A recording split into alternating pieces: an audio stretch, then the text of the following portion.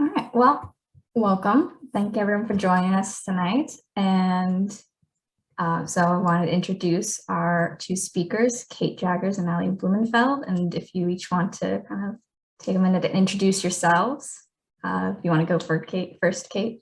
Sure. My name is Kate Jaggers. I am currently the director at Highland Park Public Library in Highland Park, New Jersey. I have been in this role for about a year and a half. Previous to this, I was at Piscataway Library as associate director, and I also have a background in teen services. All of my library experience is public library experience. And I'm also the current president of the New Jersey Library Association. Hi, I'm Blumenfeld. I am a Rutgers graduate, 2016. Currently, I'm the head of information services at Jersey City Free Public Library. And prior to that, I worked at the Patterson Free Public Library in reference and as head of information and adult services at the Elizabeth Public Library. So also public libraries only here so far. Yes, I guess I'd like to ask both of you kind of what drew you to public librarianship? Was it something kind of new early on? Did you figure it out while you were in your program? I can go first, but I don't always have to answer first. So don't feel like that, Allie. So my pathway into public librarianship is sort of interesting. My mother is a longtime children's librarian. She is the kind of person who knew exactly what she wanted to do for her entire life. She knew that she always wanted to be a librarian. And it's funny because so many people don't think of librarianship as a career, like something needs to happen. For my mother, that was always just it. And as I grew up, I knew that that's not what I wanted to do because I didn't want to do just something because my mother did it. And for most of my life, I got the comment of, oh, are you going to be a librarian just like your mother? And I was like an adamant no.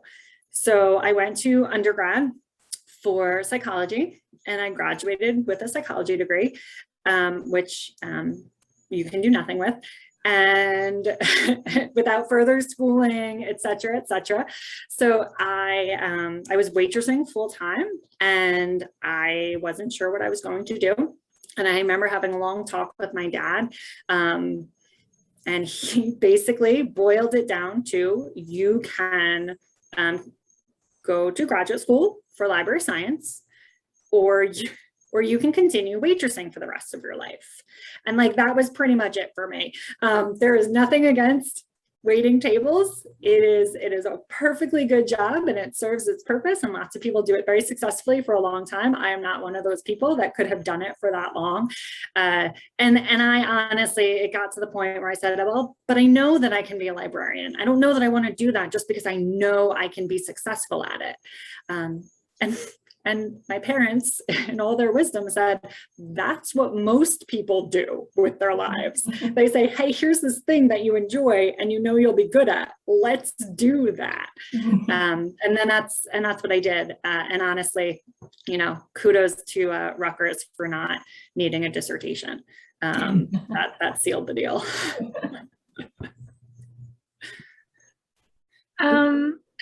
So I had an English degree, so I also was like, I can do nothing with this. But I knew I wanted to help people. So I joined AmeriCorps right after college and I worked in Patterson. My first year I was working with kids in an after school program. And I was like, yeah, I don't want to work with kids. And then my second year, I said, you know what, this year I'll work with adults. But as I was making that decision and I was still working with kids, I met the teen librarian at Patterson, who at the time was Michelle Petrasek, who's also a Rutgers graduate. And I was just like, whoa, I had no idea you could be a librarian. Like, I just didn't know it was a profession. And she described her job and it sounded awesome to me. The thing that sticks out now is that she said she ordered books and I was like, oh, that sounds like an interesting thing to do. But bigger than that was like, I can still help people. And that was really what drew me to it. So I reached out to the director of the Patterson Library and met with her and said, I'll do anything. I will like volunteer. I will intern. I'll just stand here. And I just want to like get the knowledge while I'm in the second year of AmeriCorps in Patterson. Let me come to the library and see if this is what I want to do. So she offered me a job, which was awesome. And I felt so lucky. But so I started at Patterson the exact month that I started my MLIS program. So I definitely pigeonholed myself because of that experience and was sort of like public libraries or die. And it's a decision that 7 years later, I'm reckoning with a little bit as I'm considering maybe academic or just some other options down the line. So I love public libraries and I'm so glad that I'm in them. But I definitely wish I took some different classes when I was getting my degree, because what you like at, 23 isn't going to be what you like forever. But I still like it now. Yeah, it's funny, like with what you mentioned, Kate, and Nancy also said in the chat about waitressing. I was just rewatching a couple of like the Zoom chat and chills from last year, and they were talking about that too, like as like an interview question, even like asking like if you were a waitress or in the service industry, like how would you handle customers and things like that. So it's all customer service. Yeah, a lot of it's on the fly customer service. yeah. Do you think you have any other recommendations for students when they're kind of like on the job hunt with hiring and things like that, with skills that they should kind of be honing, things that maybe they wouldn't think they need, but turn out really useful down the line? Allie, do you want to go first or do you want me to? I have to relocate, so I'm going to turn off my video for a sec. So you go first. Okay. For a second, I was scared that Allie was saying she was like moving out of state. And I was like, don't drop that bomb here. So I have been doing a fair amount of hiring over the years. There's two different takes that I have on this. I think that, yeah, there are some skills and some experiences that would be valuable to anybody who's on the job hunt, whether you're students or fresh out or longer term. Some of that is the idea of less selling yourself in a bubble and more selling yourself as part of the organization that you're trying to join, right? So how you fit into that, what you can contribute, where there's mutual benefit, how you add value to that organization, rather than just saying, these are all of the amazing things that I've done, or this is the amazing person that I am. That's great, right? We all have strengths and we all have weaknesses, and we're all like super great in our own ways, but sort of selling yourself for that organization and selling that partnership, I think, is not the perspective that we often really tackle very well.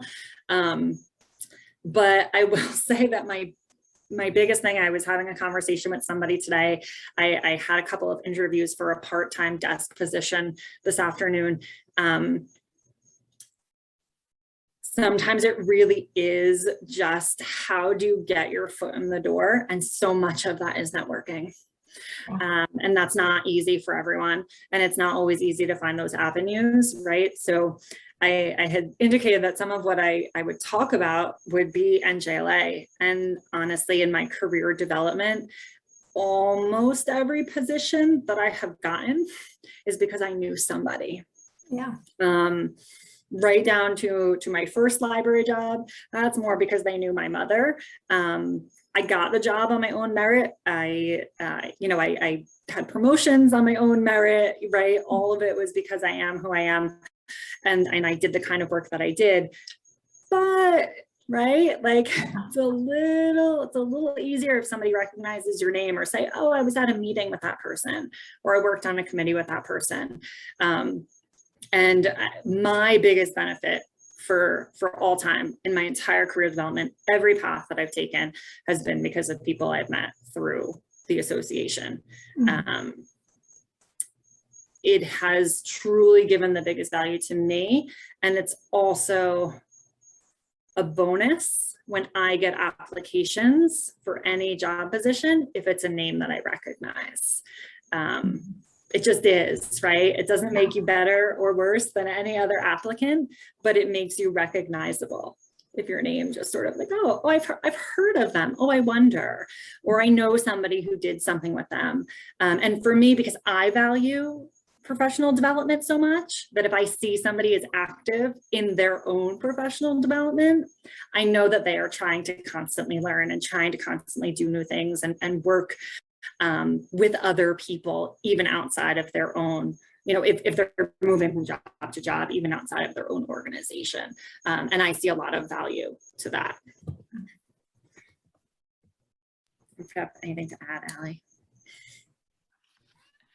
Really similar to me. I also joined Njla the same month that all this happened, when I started my first library job.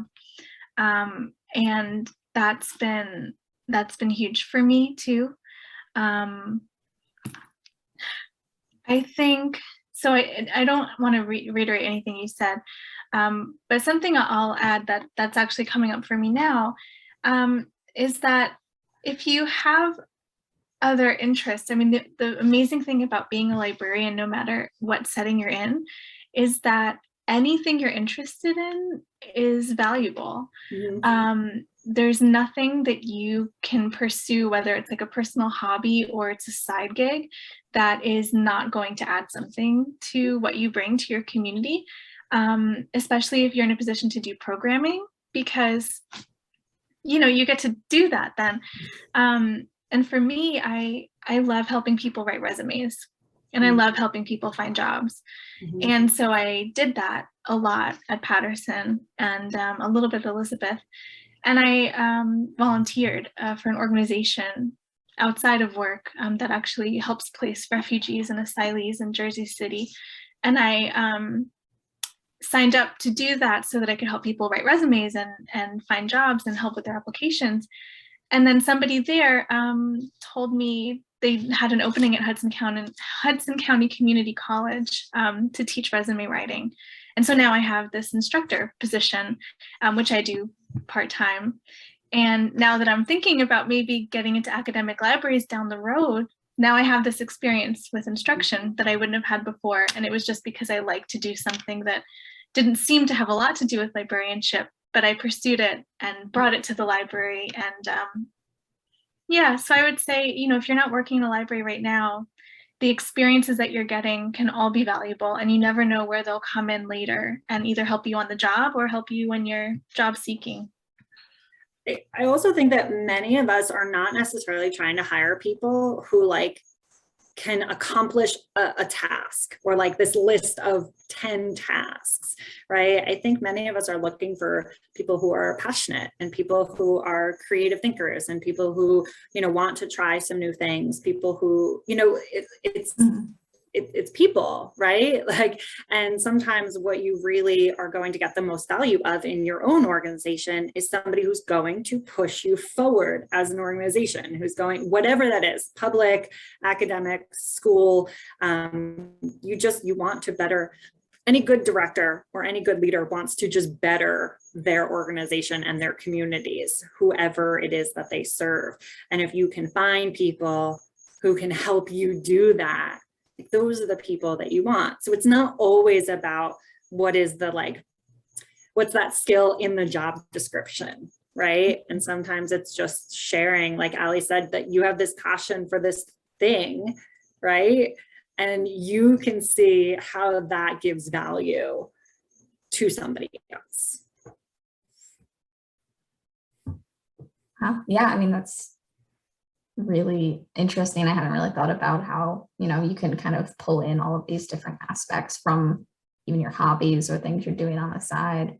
It's hard. It also goes a little bit against what some advice about resume writing, you know, and it's like, find those words that they use in the job description and make sure your words are matching that.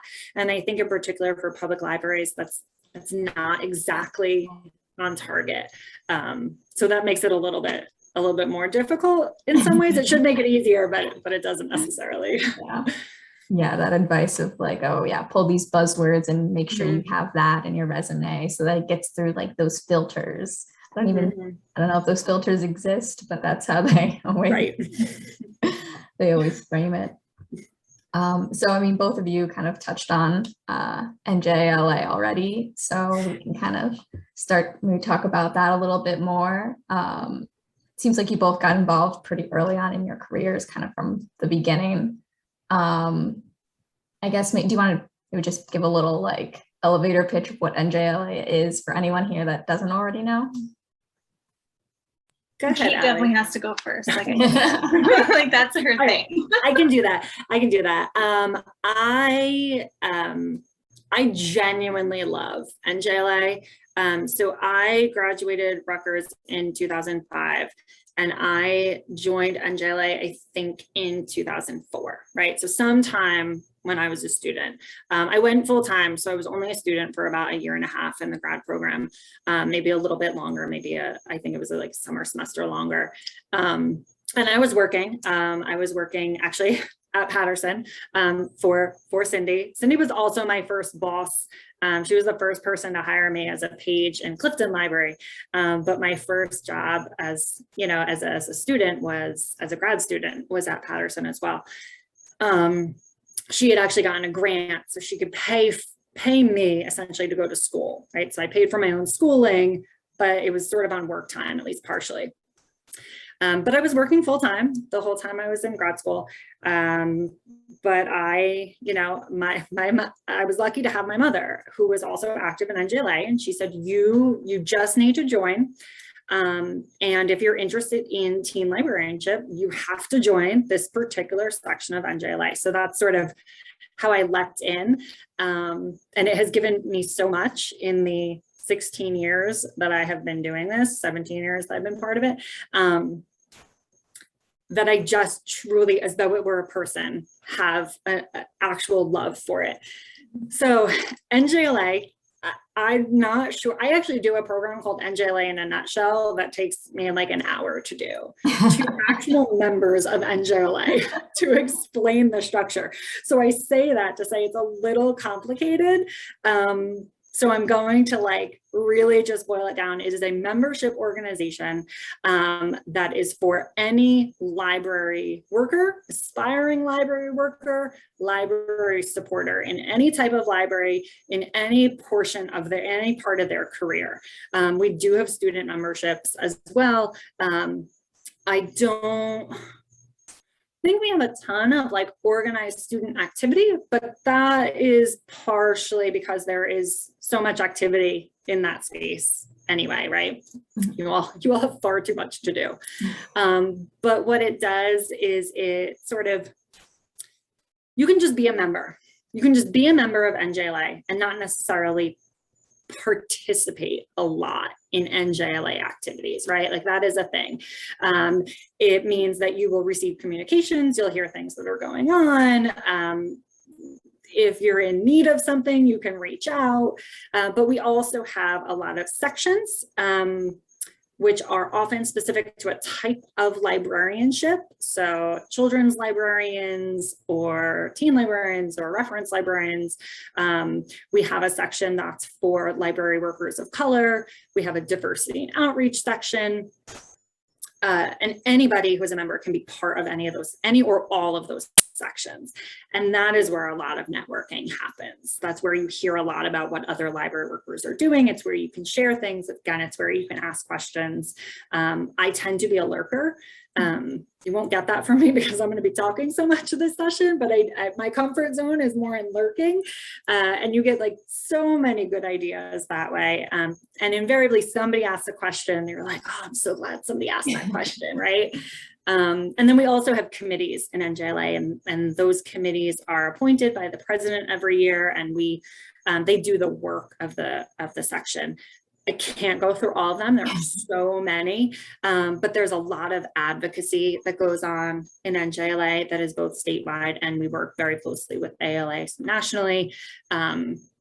We do PR work. I'm gonna draw blanks on all of it, or I will go into deep. We have an intellectual freedom committee that works on a lot of that and sort of guides a lot of our members on things like that. When there's a crisis, you know, that's sort of the body that we can go to for support.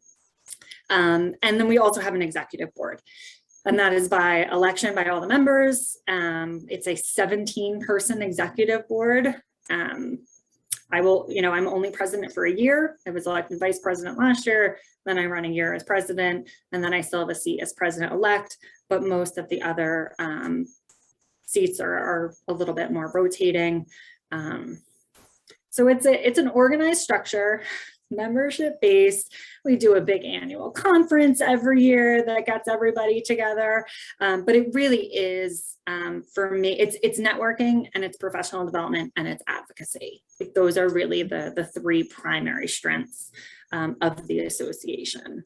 And for me, again, I have been very lucky in my personal career to have not needed Njla's direct support with issues. Ironically, because now I'm at Island Park, which has needed Njla for that level of support, but that was before I was here. But the fact that I know that they advocate for library workers, they advocate for our salaries, they advocate for our legislative agendas, they advocate for the funding that we get from the state. Those things are incredible, and that's not work that we can do if it wasn't coordinated. But it's honestly, for me, it's the networking. The networking has been huge. So I probably said it all, but if there's anything you want to tack on to the end there. It's worth it.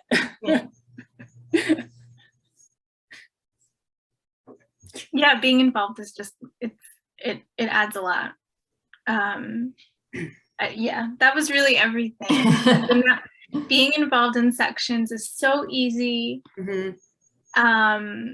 It's what I did first. I was in diversity and outreach section because it had very recently come from the LGBT section, which I had like read about, but then it ended before I got a chance to join it. But then it became the diversity and outreach section.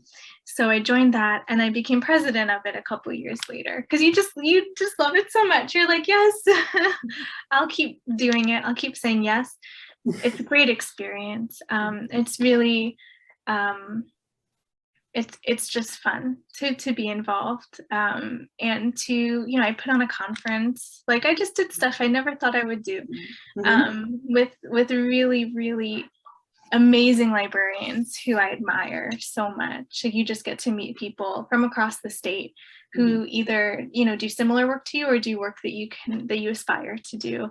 And yeah, so. And I will say, and some of this might come later, but you know, I am a lurker. I am an extreme introvert.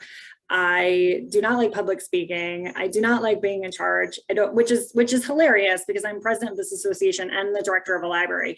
I think that I do think I have strength as a leader, but I am much rather, and the one that, like, let's push everybody else forward, right? Like, you guys do the great stuff. I'm just gonna, like, help from the background, you know, I'll help from behind the scenes. This association has given me so much leadership opportunity that I wouldn't have necessarily been able to jump into from the get-go if I wasn't with people that I had sort of worked alongside as part of these sections or these committees who gave me that confidence of, like, no, we need somebody to do this and it's going to be you.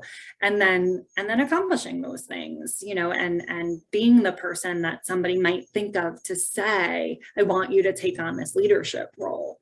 Right. And there's so much confidence building in that. It's insane. You know, big imposter syndrome here. And there's so many people that I do aspire to be like. Allie and I could probably talk about Cindy Cizak till kingdom come. And she also has imposter syndrome. Right. And I think that she's one of the greatest leaders I've ever met. And I think that she's so inspiring, and it's like, oh, she thinks I can do this. you know, she thinks that I can handle this. That's incredible. You know, so it's having people around you to sort of support you and doing those things that aren't like your family. Yeah. Like, they like have to love me. That's not the same thing. That's great that they support me, but like, they don't really know, you know, they don't do what I do. They don't really get it. You know, but being, you know, sort of surrounding yourself with colleagues who can give you that support. Nancy asked how students can get involved in NJLA. So, honestly, for those of you at this meeting, I would say if you are interested in being involved, which you should be, I would say reach out to Allie or I, to be perfectly honest, to get a little bit more like context. But you can, Allie can talk a little bit about, Allie is the chair of a member services committee. So she really is the behind the scenes person, well, and the front of the scenes person about anything having to do with memberships. But we do have student memberships. We have a joint student ALA, NJLA membership. That is the easiest. That is the easiest, like cheapest way to do it, except for what Allie's going to talk about. Which is a sort of a free option. But if you do not necessarily need a free option, there is an NJLA ALA student rate. And you can go to njla.org and there's a tab for join or join us. And if you go to that, you can sort of fill out that form to do that. I would say that if you, as an NJLA member, the best thing you can do is make sure that you're receiving communications through the listservs. Anything that interests you, anything and everything for the sections that might interest you. If you're like, I don't know if I like history and preservation, sign up to get those emails, because you'll hear things about what people are actually doing in the real live field on like a daily basis, not daily communications, but like you'll hear about the things that they do in their everyday work. And I think that provides a lot of background, especially if you are exploring. Thank you, Kayla. And Allie, I don't, you know, this may have been something that Heather was going to bring up in a little bit, but if you want to talk more about membership and all the options. Yeah, definitely. Definitely. So doing the joint membership is great. I did the joint membership when I was in library school. And I think it was like $38 when I did it. I don't know if it's more money now, but it was very cheap for what you get, which is both associations and membership, which can run pretty high, especially ALA, though ALA is worth it too. So if you choose to do that option, that's awesome. But when you graduate, you may or may not be working in a library, and you may or may not be working in a library that pays for your membership. So I've worked in libraries that did encourage professional development, and they would pay for my membership in NJLA.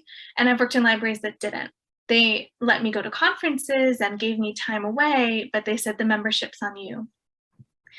And if you find yourself in one of those situations, we have a sponsor a member program through the generosity of our members who love the NJLA so much that they give back to the association.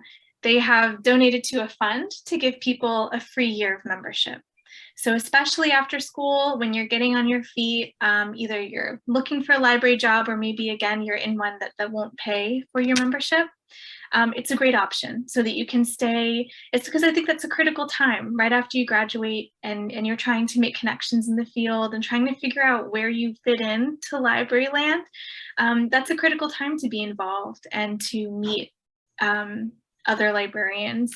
So I will share the link, and it's also something you can take advantage of now. So if you don't want to do the joint membership program, you can feel free to apply for a sponsorship. It's not a formal application. You just give us your name, contact information, and say, my membership can't be subsidized by anyone else right now.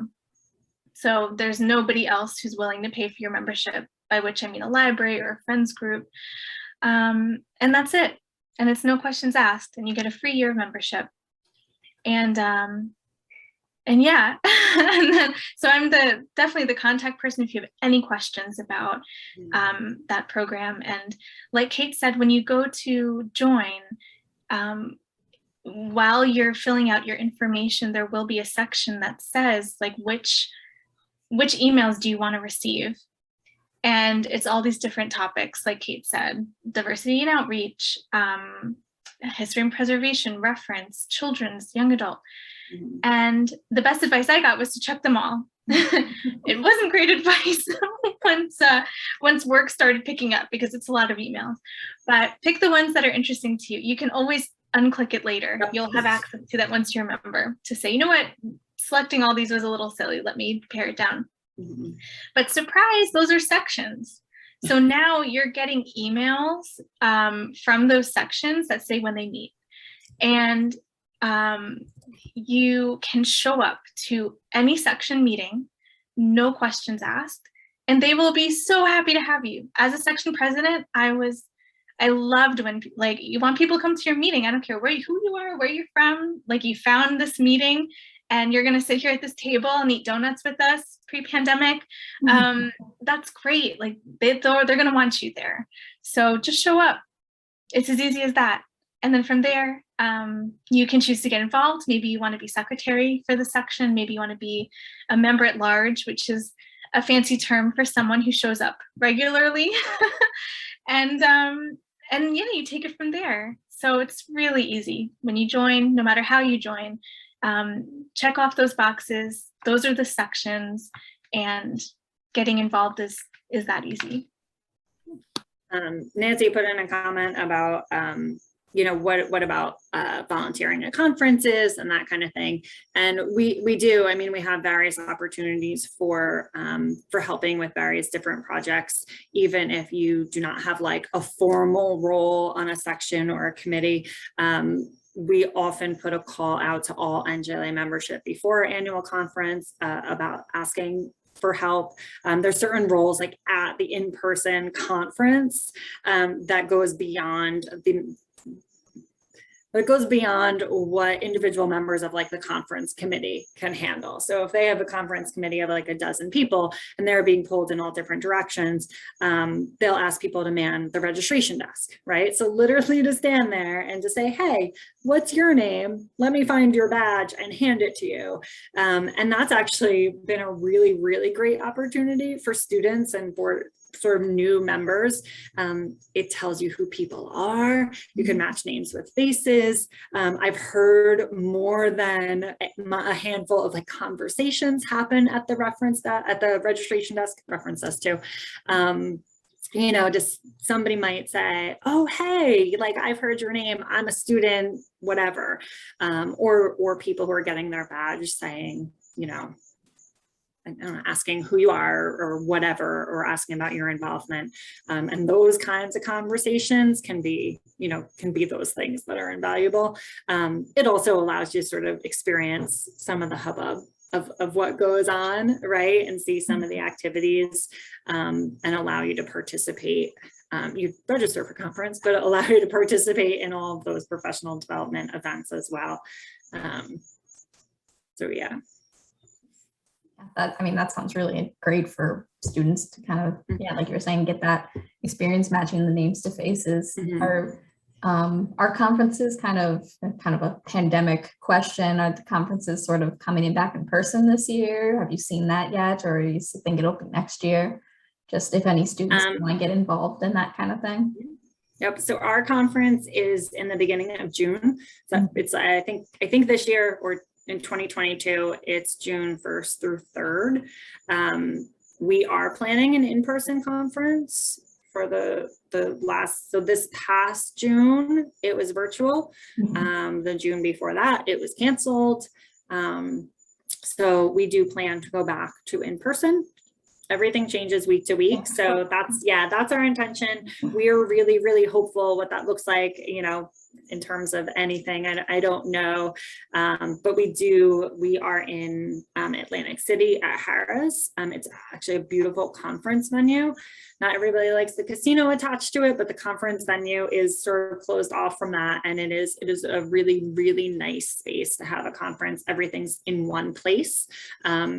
So while there's different breakout rooms, you're all kind of in the same area, which is nice for all of those, you know, again, Yeah. I'm going to stop saying networking, but all of those opportunities to gather and to chat.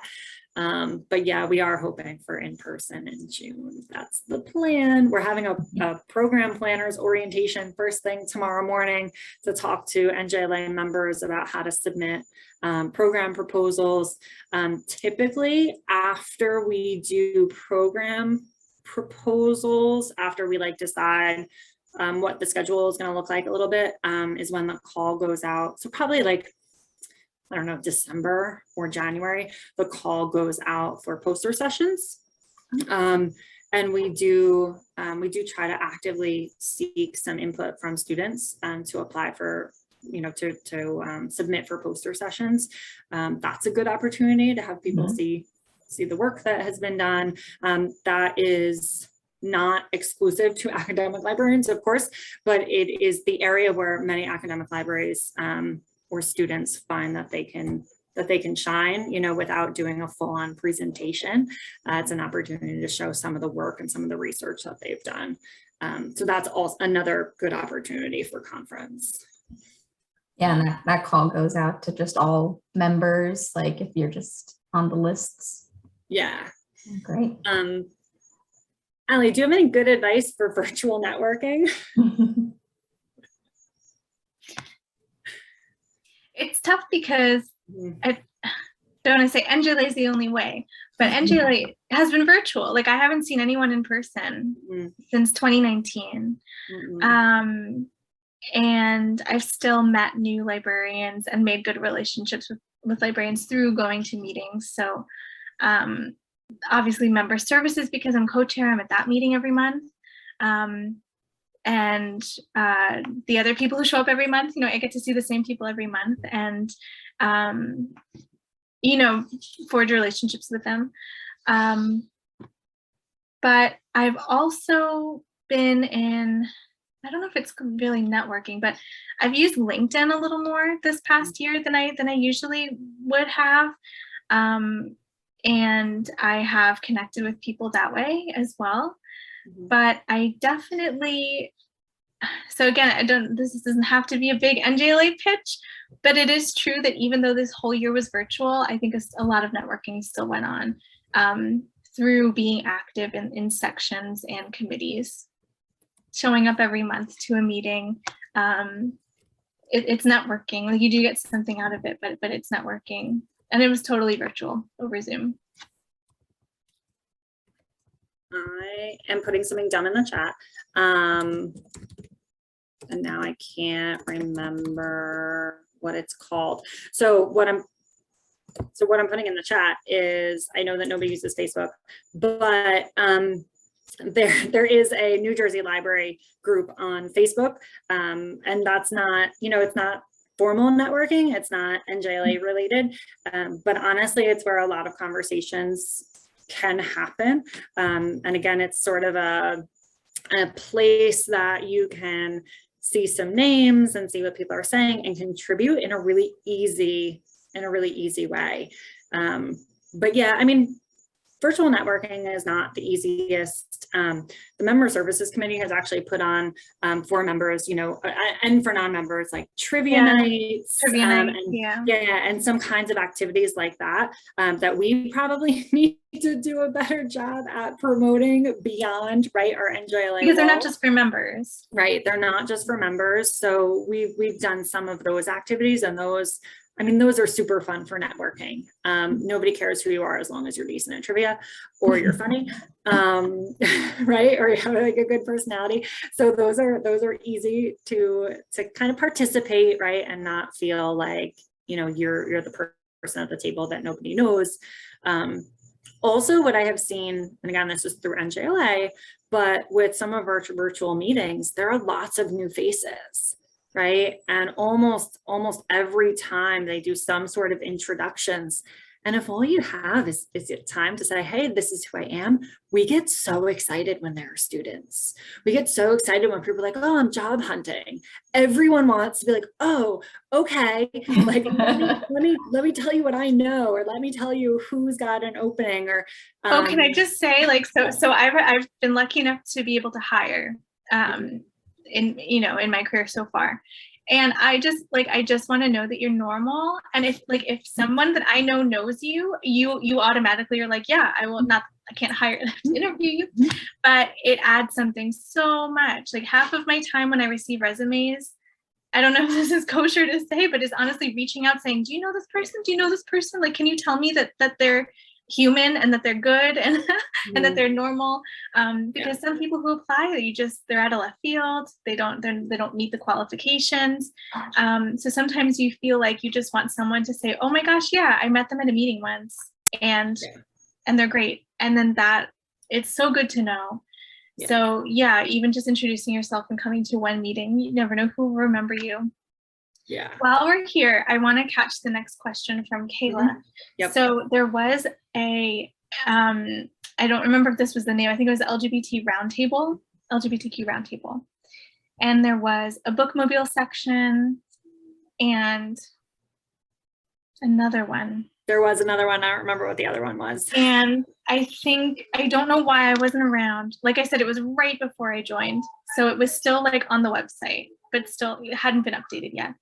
They merged. So there is no more. They were both very small and fairly inactive, but nobody wanted to lose them. So it became diversity and outreach. And so for the first few years, I followed in a line of like a bunch of queer librarians who happened to be leading it, because they were like the holdovers from the LGBTQ roundtable. So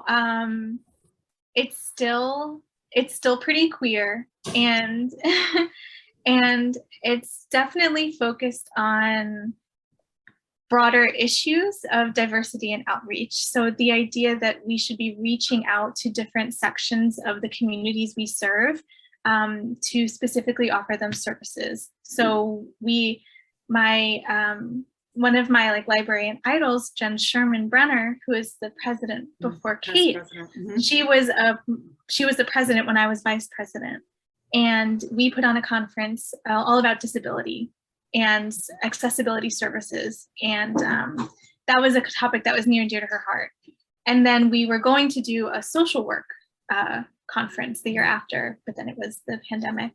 And now we're thinking next year of doing a conference on, I think we landed on like homelessness. So just like different issues and different sections of the communities we serve. But it's still a really fun group.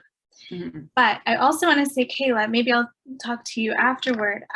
So at Jersey City Library, someone who's on my team is our LGBTQ outreach librarian. That's her title. She would be That's awesome. Amazing. That's amazing. Yeah, she's amazing, and she would love to talk to you. So I can put her email address. I mean, anyone can reach out to her. I'm sure she wouldn't mind.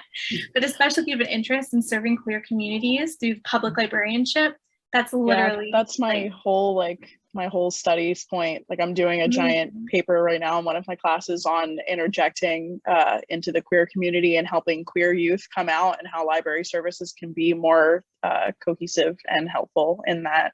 Because even in public librarianship here in my hometown in New Jersey, and even in Philadelphia, I see very little interaction between the queer community and the library community. And I think that that's something that needs to be remedied. Absolutely. There's a librarian, her name is Jenna Ingram, and I think she'd also be a really great resource for you. She just changed jobs, and I can't remember where she is now.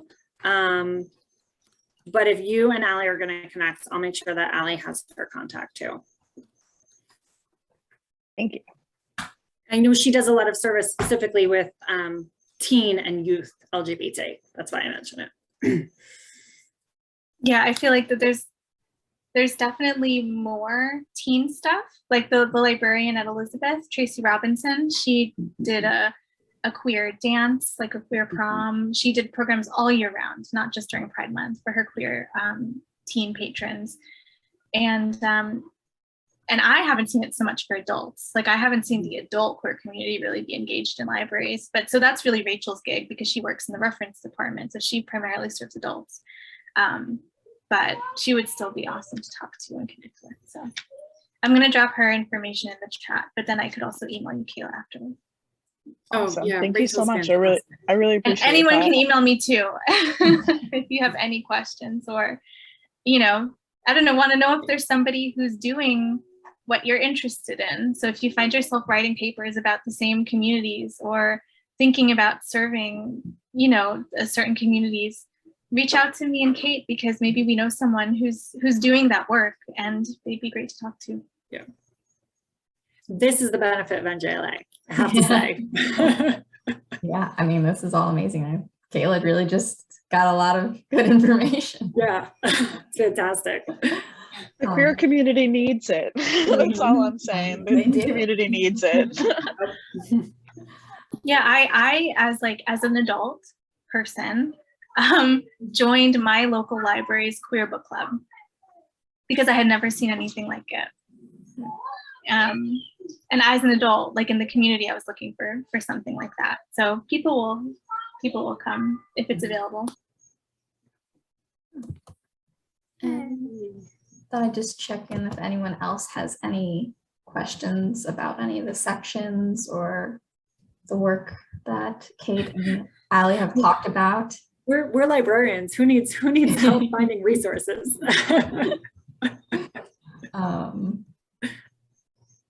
Yeah, I mean, I'm definitely going to look at these sections a little more later.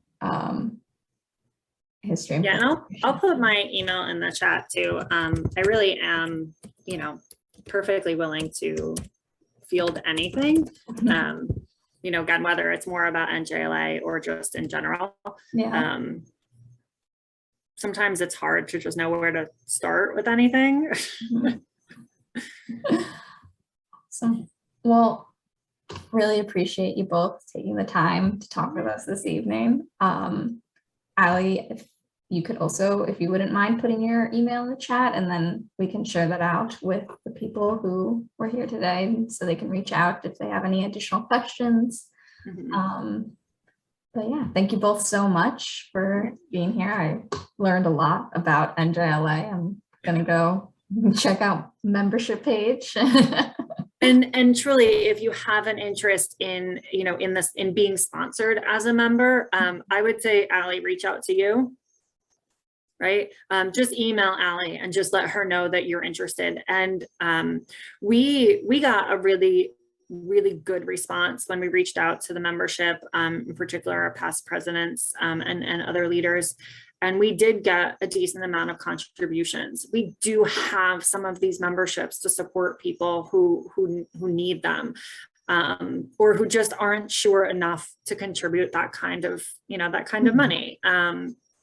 So tell your friends, you know, if there's, but I really, you know, it's the kind of thing where if you're interested, but also if you know somebody else in the field who is not an Njla member, talk to them about it, but also let them know that there's this really easy, free, no commitment kind of way to have the Njla experience, to be a member for a year, for really, you know, for nothing. You know, no risk, no money necessarily, you know, to see if it's something that you think adds value to your experience. So share, spread the word.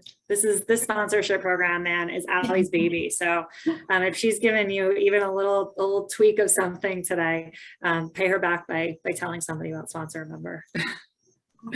Yes, pay me back by getting a free membership. Exactly.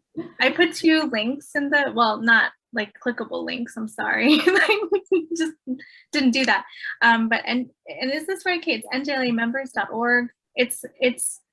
I mean, it's sort of like an internal site, but you can get the gist of, I think, it's where most information about sections are. Like on the regular njla.org website, I feel like there's a dearth of information about the sections and committees, but this is sort of like our back end website which not everyone updates, so it may not have the most recent dates or meeting dates, but it'll give you like the mission of each section and who's running each one. That's updated every year. So you can also, if you see one that you might be interested in joining, you can also just email the person that you see is the you know, the president or vice president or whoever.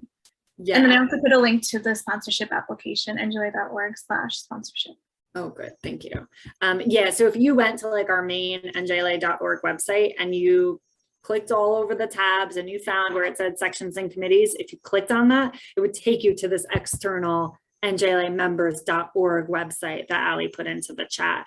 But that's a great reminder. You can click around, you can learn more about the sections, but you also can have some contact information right there for those specific sections. And really, you know, I think you all know as librarians at any stage in any sort of field, we want to help people. So if somebody emails, right, we like receiving those emails from you. So don't feel like you're going to bother somebody or you can't.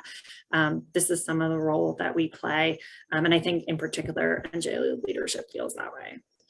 So that's the main website, but to learn more about sections, Njla members directly works too. Great, This thanks. was fun. Sorry, I'm also going to put my personal email address in the chat because I realized that whoever emailed me the Zoom link today went in my spam because Outlook is the worst. So maybe stay away from my work email. I don't know. Which, like Kate, is branded with my profession. So Yep. Awesome. But thank you guys again for inviting us, and thank you, Nancy, for being so supportive, and thanks for coming and bringing your questions and your enthusiasm. This was a lot of fun. Thanks so much. Thank you for talking to our group. It's really appreciated. anytime, literally anytime. Literally anytime.